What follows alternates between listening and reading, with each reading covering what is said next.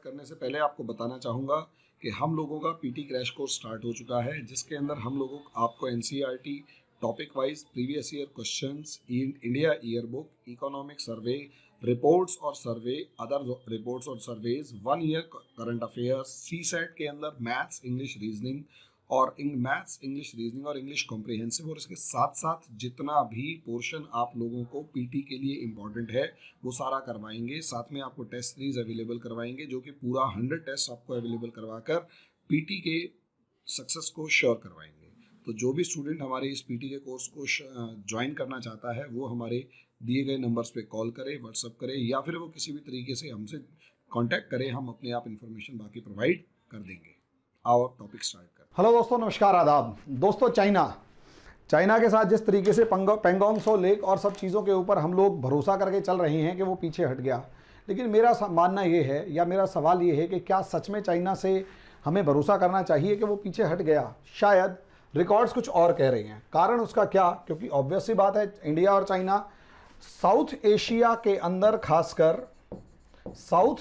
के अंदर खासकर दो जेन्युइन राइवल्स, दो जन्मजात राइवल, जो कि जिसे कहते हैं कि चाइना कभी भी, और खासकर चाइना इंडिया जैसे देश को कभी भी अपने सामने उभरता हुआ नहीं देखेगा, क्योंकि एक इंडिया ही है ऐसा जो एशिया के अंदर चाइना को खुले तौर पर चुनौती दे सकता है। इकोनॉमी के तौर पर देखो, मिलिट्री के तौर पर देखो, टेक्नोलॉजी के तौर पर देखो, या किसी भी तौर पर देखो, खासकर इकोनॉमी और मिलिट्री तौर के बेस पर देखोगे तो चाइना को सिर्फ और सिर्फ इंडिया ही चैलेंज दे सकता है। और यही कारण है कि चाइना के लिए इंडिया सबसे बड़ा सरदर्द है, और चाइना हर तरीके से चाहेगा कि इंडिया दबाव में रहे। और ऐसी सिचुएशन के अंदर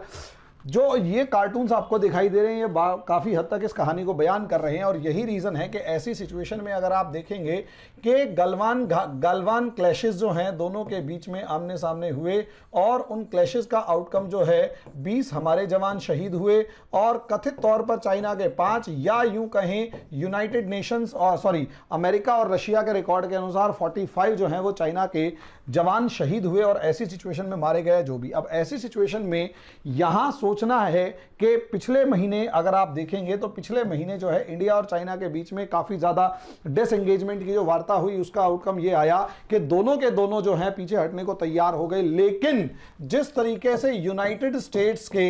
एक ऑफिसर ने साफ, जो ऑफिसर है यूनाइटेड स्टेट्स के, उन्होंने यूएस पार्लियामेंट के अंदर साफ कहा है कि भाई अभी भी इंडिया को ये चाइना धोखा दे रहा है, और दमचौक से लेकर डिस्प्यूटेड एरियाज अगर आप जो देख रहे हैं यहाँ पर, दमचौक से लेकर और डेप्सांग ला तक चाइना जो है कई जगह पर पुरानी सिचुएशंस में फंसा हुआ है, पुरानी सिचुएशंस में बैठा हुआ है, पीछे हटने की कोशिश नहीं कर रहा। और यही कारण है कि क्या चाइना पर भरोसा करें? तो अगर सिर्फ ये है कि डिसएंगेजमेंट नहीं हुआ, चाइना का जो तिब्बत प्लान है वो बहुत ज़्यादा खतरनाक है, और अगर इस तिब्बत प्लान में चाइना कामयाब हो गया और इंडिया ने इस तिब्बत प्लान के लिए कोई तैयारी नहीं करी, तो आने वाला समय इंडिया के लिए बहुत ज़्यादा घातक, बहुत ज़्यादा बर्बादी वाला हो सकता है। कैसे? समझिए, असलियत में नेक्स्ट 5 ईयर प्लान जो 2025 में कंप्लीट करने की विचार में है, उसके लिए चाइना ने तिब्बत के अंदर $30 बिलियन जो हैं वो इंफ्रास्ट्रक्चर डेवलपमेंट में खर्च करने का प्लान बनाया है, जिसके अंदर new expressways, bridges, railway lines, bullet trains, और यहां तक कि Yarlung Tsangpo downstream hydro power project इतना बड़ा, जो कि अब ब्रह्मपुत्र नदी पर बनने वाला लार्जेस्ट प्रोजेक्ट ऑफ चाइना है, जो इस समय पर चल रहा है। ऐसी सिचुएशन में आप देखेंगे किसी भी ऐसी सुनसान बियाबान जगह पर आप बुलेट ट्रेन तक लेकर आ रहे हैं, रेलवे लाइंस को बिल्कुल नांगची, जो कि अरुणाचल बॉर्डर से सिर्फ और सिर्फ 50 किलोमीटर की दूरी पर है, वहां से आप बुलेट ट्रेन चला रहे हैं 160 किलोमीटर पर आवर की स्पीड पर, ज्यादा से ज्यादा यहां पर लोगों को बसा रहे हैं। लोगों को लाकर यहां बसाने के बाद उस वहां की इकोनॉमी को ग्रो करना चाहते हैं, वहां अपनी प्रेजेंस दिखाना चाहते हैं। तो ये और एक्सप्रेसवेज, हाईवेज, ब्रिजेस बनाने का मतलब ये है ताकि आपकी आर्मी, ये जो चाइना की जो आर्मी है वो बहुत तेजी से आगे बढ़ सके। तो कहीं ना कहीं चाइना किसी चीज की प्लानिंग कर रहा है, क्योंकि इस प्लान के बाद एक जो तिब्बत के अंदर हाईवेज हैं वो 1,20,000 किलोमीटर के बराबर हो जाएंगे। जो एक्सप्रेसवेज हैं, जो हाईली डेवलप्ड एक्सप्रेसवे मतलब हाईवेज हैं, वो 1300 किलोमीटर के हो जाएंगे। और यहां तक कि एयरपोर्ट्स भी जिस तरीके से डेवलप किए जा रहे हैं, जो पहली बात स्ट्रेटेजिक लोकेशन पे है, दूसरी बात ड्यूअल यूज है जिसमें मिलिट्री और सिविल दोनों चीजों के लिए यूज किया जा सकता है। यानी यहां पर सिविल्स का यूज कम और मिलिट्री का यूज ज्यादा होगा। इन रेलवेज लाइंस और हाईवेज का जो यूज है वो भारत के खिलाफ आर्मी को तेजी से डिप्लॉय करने, आगे बढ़ाने के लिए ज्यादा होगा। और यही रीजन है दोस्तों कि अगर इनकी चालों के ऊपर ध्यान दिया जाए,